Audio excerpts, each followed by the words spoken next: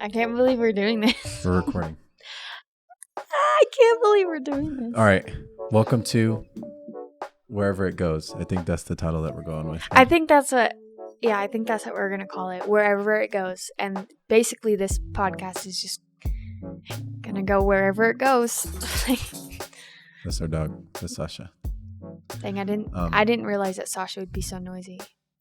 Yeah, usually she'll just lay down and she'll be good.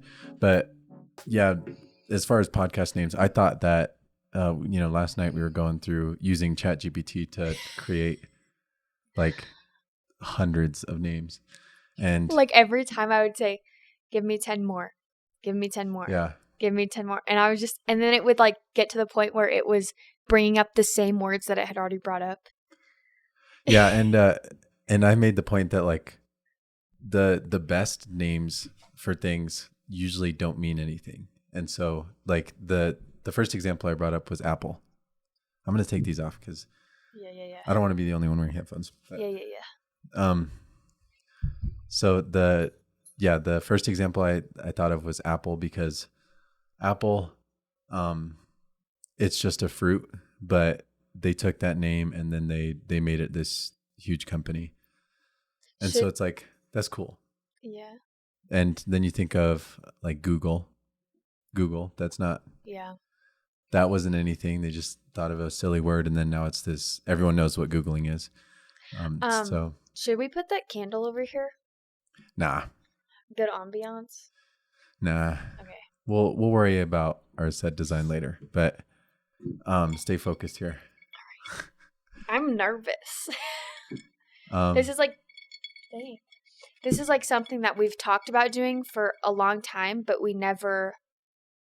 It was like, oh yeah, like one day maybe we'll do a podcast, and then he bought podcast stuff one day and was like, hey, I bought microphones and mic stands. Like, we're gonna start a podcast. Yeah, I just did it. Yeah, I guess that's the way to do it, right? Well, because I have this, and I think so we can go into like kind of our goals for 2024. Because for me, one of the biggest things that I struggle with is like analysis paralysis is what I've heard it called, where goodness gracious, I want this, I want something done the right way. So what I'll end up doing is I'll like YouTube or Google, like I'll dive into trying to learn what's the best way to do something. Otherwise I won't do it at all. And if it's becomes too much, then I kind of get paralyzed because I'm like, I don't know the right way to do this. Like you sit there and dwell on it. Like, I want to do this, but I don't want to do it. You're so afraid of doing it the wrong way. But I guess like you just have to realize with everything, like it's trial and error, right? Like with everything, everyone who does something has to mess up before you get it right. Yeah. And that's not really accepted as adults anymore. Like I feel like as a kid, you can do that kind of a thing. As a kid, you can try a new instrument, you can try a new sport, you can try whatever, but then, and it's like you fail at first and you suck, and it's like, okay, you have time, you have the next, let's say you start in 6th grade, then it's like, okay, you have the next 7 years to get good at this, and it's kind of like a good marker of like, all right, here's where you're starting. Your senior year, you'll be way better. Whatever it is, football, soccer, track. But as an adult, there's like no markers like that, so it's like it's completely up to you to start something, and being bad at it is like not as, I don't want to say it's not as acceptable, but it's like you're expected, like you're an adult, you're expected to know what you're doing. You should have it figured out. You're expected to have your stuff together. And I feel like, especially as like, if we were college students, I feel like that expectation would even be lower. But because we are parents and like we have a family and like we're not in school, we have jobs and we've already had a career. It's like expected that like you don't start something new, and if you do, like you should know what you're doing. But it's like we're 23 and 22 and 23, like we have so many things that we could do there's so many things that we want to do, and you can't do anything no experience right the first time. I mean, maybe you can, that's amazing if you can, but you know what I'm saying? Yeah. All that to say, I think you just got to start it. Whatever it is. Yeah. You just got to do it and be okay with failing. And so I was starting to get like a little bit paralyzed with this podcast, but then I was just like, let's just do it. I bought the stuff. I'm like, let's just start recording. First one, I told Emily last night, first one's going to be bad. Like, we just got to get it out of the way. We'll learn all the things. We'll learn that we want a candle or whatever. Like, all those things. We'll learn that we should have water with us or whatever it is. Like, I was all worried that I should like do my hair and put on the right outfit and do my makeup. But honestly, like average every day, this is what I look like. And that's what we want to present to everyone else is like, this isn't some, like, this is just us talking, and we want it to feel like you guys are our friends and we're having a conversation. We don't want it to feel staged or unrealistic, especially because I know that when I am like watching other people and their lives seem perfect and they seem so put together, like it does not make me feel good. It makes me feel horrible, actually. And it like I go in watching, that's why social media is so bad for you. Thinking like, I want to watch this, like this will like bring up my mood, this will make me feel good, like I'm gonna enjoy this, but I end up just not enjoying it. It ends up being just like, oh, poor me, I don't have the things that these people have, and I don't want that. I don't want jealousy. I don't want anything like that. Yeah. So that, like, going to social media, because I think we were both talking about deleting social media for 2024. Yeah. But I haven't ended up doing that. And, I can make up a bunch of excuses. I will say that I've gone on it a lot less. I went into my settings and set a 30-minute limit for me for every day. And I had that, like a similar thing last year where I had it for an hour. Mm-hmm. But after that hour would end up, I would just hit the like ignore or whatever, and it would just keep going. Yeah. I had that same problem. And so it's like, oh, I think I'm disciplined, but then I just like, hey, I was watching that video, and then like just so easy to just be like, okay, ignore that. So I set it to 30 minutes this year, and I'm going to try to stick to it. And the only reason that I wanted it at 30 minutes was because I still want to be involved with social media. I still want to create. I think that's the biggest thing is last year I was such a consumer, and I don't think that we're designed to be that way. We're not designed to just sit and consume. Right. You think about who God is, and he's a creator. That's the first thing that we're introduced to him as is creator, the creator of all things. And then we're made in his image. And I think that part of his design is for us to then take what he's given us and create with it, and not just sit in the garden and eat fruit, like go out and create, go out, multiply, whether it's creating humans or creating a podcast, like, and everything in between. Right. So 2024, I just want to create more, and I want to contribute more to things like Instagram and Facebook and YouTube and all the things that I just normally consume. Like I want to actually contribute to. Yeah. I think I have the complete opposite view of it. And I think that's because you are a lot more, you can handle things a lot better than I can. Like mental health for me is already so, I don't want to say unstable, but it's like at any moment, like one thing could like set me off and I'll be depressed. Do you know what I'm saying? Yeah. So like for me, I just cold turkey deleted everything. I deleted TikTok, Instagram, Facebook. I think TikTok's like one of the worst ones. Except I recently re-downloaded Facebook because we are selling everything, basically everything we have on Facebook Marketplace. Yeah. But I will say I have not been scrolling. I go on Marketplace, I check my Messenger, and then I'm off. And I have noticed that all this time that I would have spent, I was spending like 9 hours a day on social media. That much. Including YouTube. YouTube is a huge To be one. fair, like on YouTube, I usually just watch podcasts. I don't like usually listen to it on the podcast app. I usually watch them on YouTube while I'm doing other things like cooking or cleaning or whatever it is. But like I was spending a lot of time on social media, and every spare minute that I had that I wasn't up and doing something physically, like I was on my phone. And I've noticed since being off of it that I really like I started reading books, which is so unusual because I have never been a book reader. I think I've finished maybe one book in my entire life that I started and that I wanted to read. And every other book that I ever finished was because of school. And most of the time, like, I would read half of it. Yeah. So, like, I've been reading books. I've spent a lot more time with the kids, and I've spent more time, like, using my brain, like, thinking, you know? Yeah, like, thinking, like, what projects can I do in the house? What creative things can I do to keep me busy rather than sitting on the couch on my phone? That's a big one, is when you stop looking down at your phone, you're forced to look up. Right.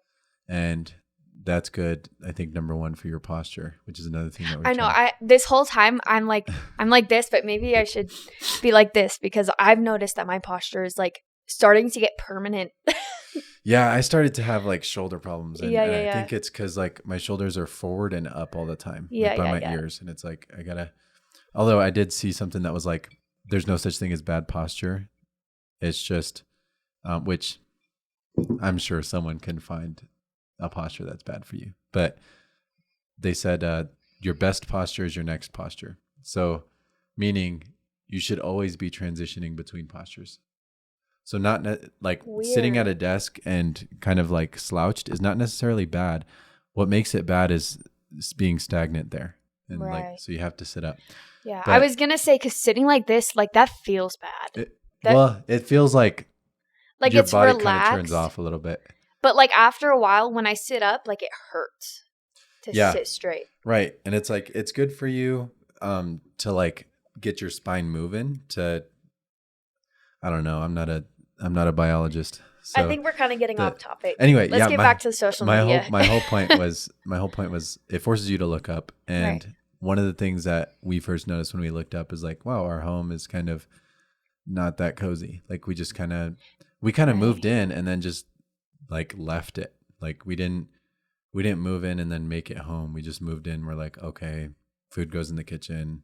We have a couch in the living room. Right. Like, and we didn't like try to make it beautiful, and we didn't try to create it in a coherent and like in a practical way. Yeah, in a beautiful way. Yeah. Like, again, like going back to God, he didn't just kind of throw the earth together and say, all right. Like whatever. Yeah. I made it. It's like he made it beautiful and he made it with purpose. And so I think we got to live the same way with our home. Like we have to treat it respectfully and to make it beautiful. And the hard part about that is like not being the wealthiest people. Right. Well, then also, it's also about being faithful with what God has given us. Like, God has given us this beautiful home. He's given us this beautiful family. And if we don't take that and we don't appreciate it and we don't put love into it, like, then what are we doing? What did he give us it for? You know, it kind of feels like a slap in the face. Like, oh, you gave me this, but I'm not appreciative. Mm-hmm. Yeah. It's like you give someone a toy or something or a puzzle, and then it's like if you go over to their house, we and gave it's still Phoebe on the shelf. a car when she's a teenager, if we give her a car when she's a teenager and she just lets it, like, she doesn't get oil changes, she doesn't get the tires changed, she leaves trash in there and she just lets it absolutely go to trash, like, that would feel bad. It's like, we gave you that and you're not going to take care of it. Yeah. And then we've been trying to just get rid of the things that are clutter in the home, which we have a lot of. It's just like things that don't have a purpose, things that don't have a use, things that just sit there. Yeah, and that we've gotten lazy with. Like we have a second microwave that we're gonna sell. It's been sitting in the basement since we moved in. And that was one of the things where it's like, all right, we got in, we already had a microwave, so we put our microwave in the kitchen, and then the second microwave, it's like, well, we'll just put this downstairs for now. Yeah. And then it just like stayed there. We got to get rid of that. And then our living room, we had toys just kind of everywhere. And we had this little basket that was for diapers and wipes and stuff. And I'm glad that we changed that. So what we ended up doing is we got these cabinets. Maybe we could insert a clip at some point for everyone watching visually. But there's these two like cabinets, or it looks like an entertainment system now. Yeah, it looks like an entertainment center, and everything has a place. There's cabinets where Phoebe's toys go, so they're not just sitting out. And the shelves of the entertainment center, they have a purpose. One is a bookshelf. One of them has our record player on it. One has pictures on it. One of them has like all of our Marine Corps memoir on it. And it looks good. It has a purpose, but it's not a bunch of fancy stuff. That's the thing. It's like we didn't go and like pay buttloads of money to make this place, to make it more beautiful. Some people might not think it's beautiful. We think it's beautiful. But it's like, it's things we had, things we were given, and the entertainment like shelves that we got on Marketplace for a really good deal. Yeah. Yeah, the people that we bought them from, they're really cool. They're leaving the military and going to California, and they had to, I think we reached out to them on Monday or Tuesday, and they had to leave on Friday or something. So they were really trying to get rid of everything. And so they hooked us up with the entertainment center thing. And then we actually bought their bed from them and their nightstands and dressers. And so we basically have their whole home. Yeah, it kind of, that's a weird thing. Like, yeah. What do they think of their entire bedroom, like their entire house basically being our house now? Yeah. That's weird. Yeah, it's a little weird, but I think they also got their stuff from other people, if I'm correct. That might be wrong, but still, like, it's cool that we were able to get a cool deal on all of this stuff that helps make our home more beautiful. The one thing that I did mention that I want to go into more is we sold our queen size bed, and got a king. Yes. And that's what's cool about that is because we have Phoebe and Shepherd, our two kids. Phoebe's 2, Shepherd is 4 months old, and this might, people might disagree with this, but we prefer to CoSleep. It just feels right. We've done it with Phoebe since she was a baby. I don't plan on doing it her whole life, obviously, but since she was a baby, like, it was really easy to feed her. It just felt more natural. It for me, and I'm not like judging anybody else or their parenting style or what they choose to do. For me personally, like, it felt like when I had Phoebe, she was my first baby, and when she would cry and she wasn't with, like, it felt very unnatural for her to be away from me, even if she was just in the bassinet beside me. Like, I needed her touching me, and it just felt very natural to have her sleep with us. Yeah, it makes sense from a protection standpoint, like, to have our kids with us. Like, I understand socially, it's like your kids need to, once they hit a certain age, they need to be out of your room, or from day one, they need to be sleeping in a different room, and you need to be doing X, Y, and Z. And for us, it was like, the kids crying in a different room just feels wrong. It's like, it just feels like you're abandoning them a little bit. And I'm not saying that anyone who does it is a bad parent or anything, but to us, it didn't feel right. And so, there's definitely parts of me that wish, like, that I didn't feel like that, because it would be nice to have my own bed by now, and have my own space. Especially when we had a queen size bed, it was like we were all sleeping on there, and it got really tight. I mean, first world problem, right? Like, our queen bed was too small, but like, having all of us on there started to, I think, mess with all of our sleep. Like, we're all rolling on each other, and we were all getting angry and irritated. And Phoebe is interesting. She'll just like kick us and sprawl and take out most. So not that we couldn't have kept going with a queen bed. Like, we were making it work, and it was awesome. And I definitely recommend co-sleeping to anyone. Like, I think it's the best, one of the best decisions that we made. Hardest part is going to be like determining, all right, when does Phoebe start sleeping by herself? But we'll figure that out. She'll, wherever it goes. Yeah, wherever it goes. That's right. But yeah, so now with the king size bed, we all fit on there comfortably, and it's really awesome to be able to have that. Yeah. And a nicer mattress. Yeah, and we had talked about getting a king size bed for a long time. I mean, every night we were like, we should get a king bed. We should get a king, like, every night. And then it was like, And then I remember praying for it, and I was like, God, like, I would really love a king size bed. Like, please, if you would give us one, like, that would be amazing. And then, like, out of nowhere, like, we find this entertainment center, and the same people are like, hey, we'll give you a really good deal on this king size mattress. And we were like, Yeah. Okay. And it was a deal that I don't think we would have found anywhere else. Yeah. Yeah. Because of their situation, having to leave, we bought the bed and the dressers and stuff on a Thursday, and they were leaving, right? Yeah. Thursday. And then they were leaving the next day. Yeah. They left yesterday to California. Then they're getting married in a couple of weeks. So it's definitely like a good time, like that we collided into each other. Yeah. Like God's worked perfect out perfectly. timing. Yeah. So yeah, the bed, super nice. It helps with sleep.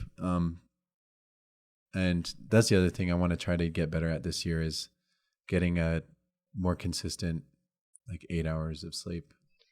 And I think having a schedule, like we go to bed at this time every night and we wake up at this time. We're bad at that. Yeah. I mean, I used to have a really good schedule. Like every night I would go to bed at 8:00 and I would wake up at 6:30. And it still kind of is like that. I mean, I wake up at 6:30 every day still, but I go to bed later, and I've noticed that really has been messing with my sleep. And I've been cranky in the morning. You still go to bed a lot sooner than I do. Yeah. When she says she like it's like 9:30. Yeah, it's like 9 and she's like, oh my goodness. Because I go to bed when the kids go to bed. Yeah. So if I go to bed late, the kids go to bed late, and that messes up their sleep. And yeah, with them sleeping with us, like that's the other thing is like it would be nice to have a certain time of day where it's like, all right, you take your kid to their room, they lay down, and they sleep by themselves until the morning. And like once you get over the cry it out phase or whatever, which we couldn't do, like it felt so wrong to just like put our kid in a crib and just let her scream. We tried a couple times, and I was bawling my eyes out the whole time. It was like honestly breaking my heart. Like it was hard. Like you hear like, oh, it sounds so nice to just be able to sleep with each other in the same bed and have no kids, no other humans in our bed. But you can find other, like, if like being intimate is like your only thing that's like, oh, I don't want kids in my bed because I want to cuddle my husband and I want to be intimate with my husband. Like, you can find other times to do that. Like, it doesn't have to be at night. You know what I'm saying? Yeah. Yeah, but also like just having space too, and like not having to deal with like your room is it being your space. I think is what people enjoy about sleeping differently with in different rooms than their kids. I don't get it. Or maybe like I understand it, but I would much rather our kids be safe and comfortable with us than me be like, I don't know, me be happy and content with having a whole bed to myself, or a whole room to myself, or my kids aren't allowed. And the way that I see it too is like, we have how many years left of our life? Like these 3 years that our kids sleep with us, like that's nothing. Yeah. Like the time will come when we have our own space. Yeah. And I'm sure that when that time does come and we have our own space, we will wish that our kids were with us and still little. That's true. Yeah, when we're retired or when we had kids young and we might still be going, but having 2 kids, 2 and 4 months old, and we're in our 20s, by the time we're in our 40s, I guess, our kids will be out of the house. I'll be 38 and Phoebe will be 18. Yeah. And that's if we only have Phoebe and Shepherd. If we have more kids, then it'll go in a little bit longer, but still 40, mid 40s when our kids are out of the house, like that's still pretty young, and we'll have, like you were saying, plenty of time to just be with each other and not have kids in our bed. Yeah. I mean, you hear a lot like, oh, I'm not having kids young because I want to enjoy my 20s. Right? But it's like, with like how much work it takes to take care of children and how much energy it takes, I don't think that I would want to have kids later. than in my early 20s. Yeah. I feel like that. And that it's like in your conversation- 40s, like I imagine in your 40s, you want to like, you just want to relax. Like you want to chill out. You want to do your thing. Like that's the time when you're like taking trips and you're seeing the world and you're going out and doing things you've never done before. Like I don't want young kids in the house during that time. Yeah, it's hard to look at kids as any sort of what's the word that I'm looking for? Burden. Right. Like I think having kids, being trusted with taking care of a human being is a big deal.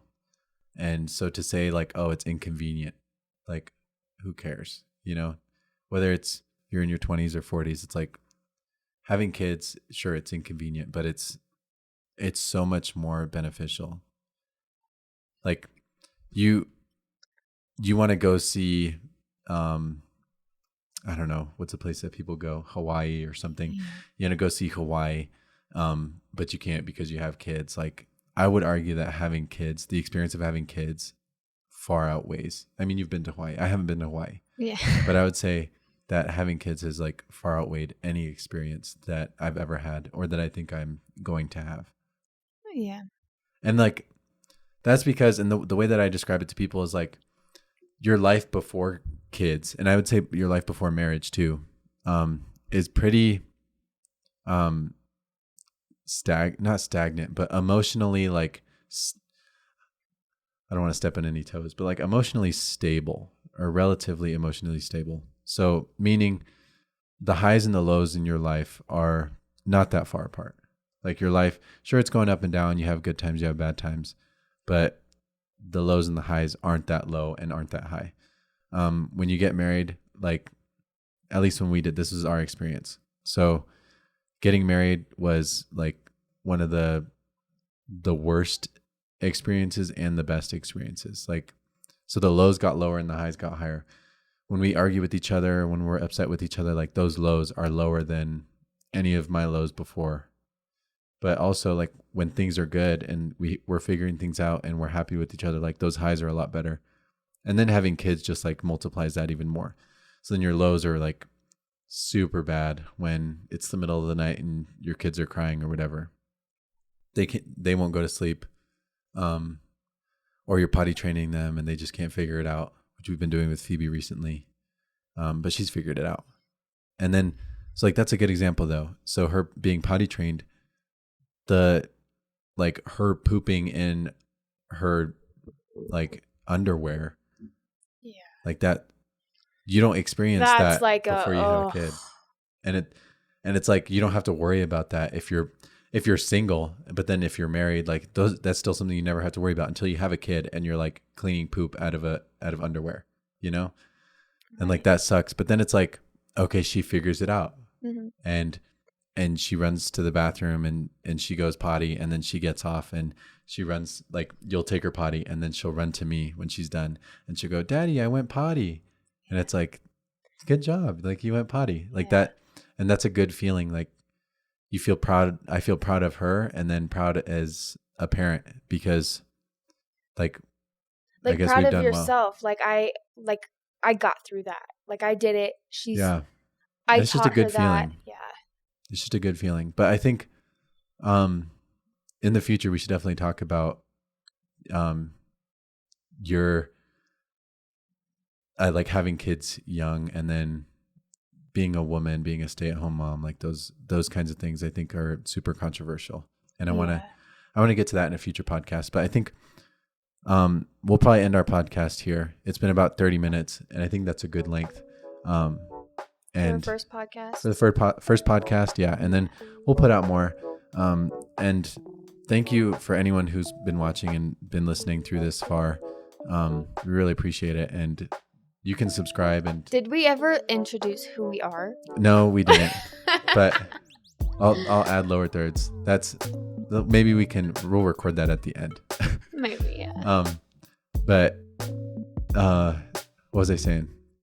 Oh yeah. So thank you guys for listening through.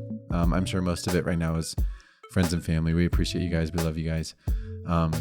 Thank you for following us in this journey. Please subscribe, and all those things, so that you'll get notified when we create more, because we want to be more creative. We want to, Yes. what do you think? 1 a week is probably a good goal.